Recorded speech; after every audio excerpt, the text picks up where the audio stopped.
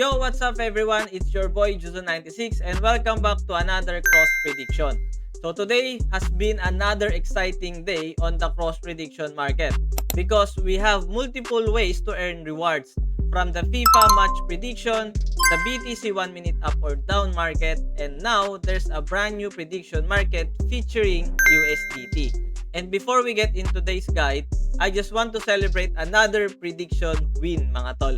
So I predicted France to defeat Morocco and guess what mga brokies? France got the win mga tol, no? So Mbappe, number 1. So yun guys, no? That prediction earned me a sweet 56 cross. And that's exactly why doing your research before making a prediction can really pay off mga tol. So now let's dive into everything happening on cross prediction mga brokies. Let's go!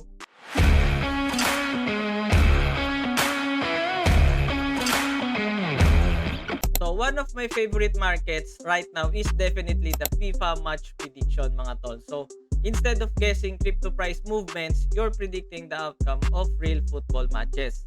So for my latest prediction, I picked France over Morocco and France delivered the victory mga tol.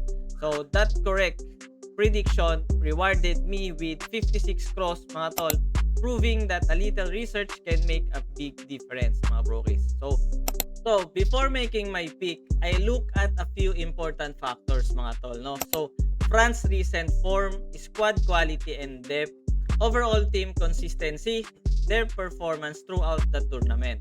So those details gave me more confidence to choose France instead of making random prediction. So remember mga tol, prediction markets aren't just about luck.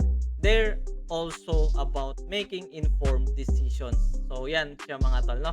So now let's move on to the fastest market on cross. So the BTC 1 minute up or down prediction. So every minute you simply predict whether Bitcoin's price will move up or down.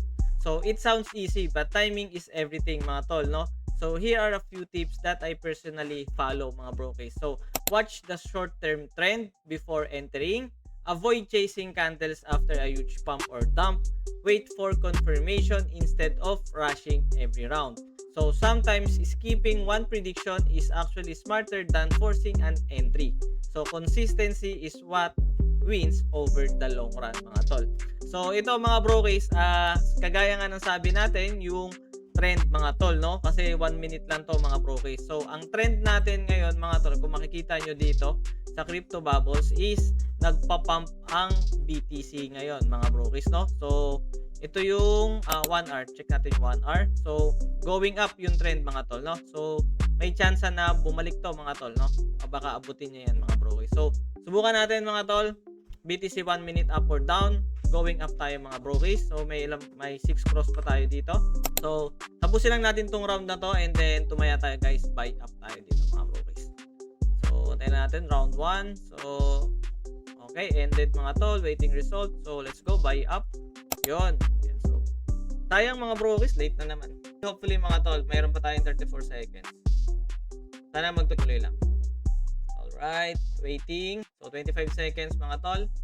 Yun, basically ganun lang tayo pumipili ng trend mga tol, no? Or pumipili ng prediction dito sa yan. So yan, going up na siya mga tol. Yan. Kita nyo mga brokies. Huwag nyo kukontrahin yung trend mga brokies. Yun lang talaga. Yun na yung isa sa pinakamadaling pamamaraan na alam ko. Don't counterpart the trend mga tol, no? Pagka kinontra nyo yung trend mga tol, mataas yung chances na talagang dadalihin kayo ng market mga brokies. So last 5 seconds mga brokies. Sayang, no?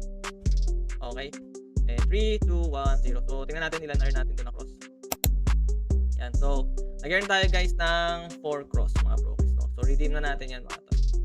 Yan. So now here's something exciting mga brokies, no? So Cross has introduced a brand new prediction market featuring USDT mga brokies. So this gives players even more ways to participate beyond Bitcoin and football matches. So having more prediction market means more opportunities to earn rewards, more strategies to explore, more variety for every type of player.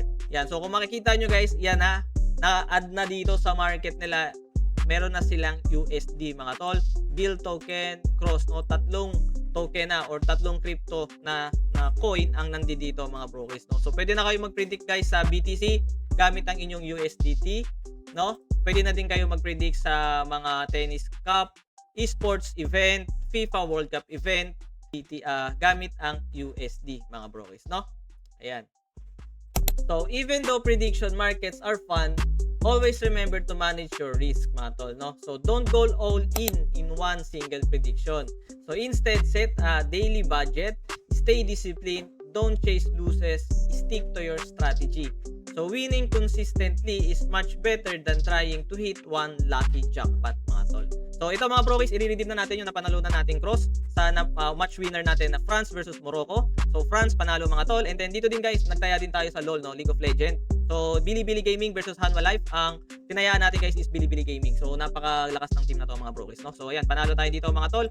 So, nanalo tayo ng 37 cross. And then, nanalo din tayo dito ng 157 cross. So, ito yung mga nadagdag sa PNL natin mga tol. Plus 56 and plus 22.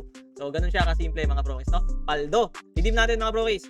Diba? Ganun mga extra lang dito mga tol. So, 193 cross pasok sa ating portfolio mga tol, diba? Yan. So, we have 200 now mga bro. So, overall guys, cross prediction keeps getting better with every update, no? So, now we have FIFA match predictions, BTC 1 minute up down, and the brand new USDT prediction market. And personally, I'm happy to add another win to the record after correctly predicting France to beat Morocco and earning 56 cross. So that's it for today's video mga tol. So if you enjoyed this content or found it helpful, don't forget to like, subscribe, and turn on the notification bell so you never miss future cross prediction updates. And also let me know in the comments which prediction market are you playing the most right now. FIFA, BTC 1 minute, or the new USDT market. So good luck with your prediction and hopefully you'll be celebrating your own cross win soon. So this is Juzo96 and I'll see you in the next one. Peace out mga tol.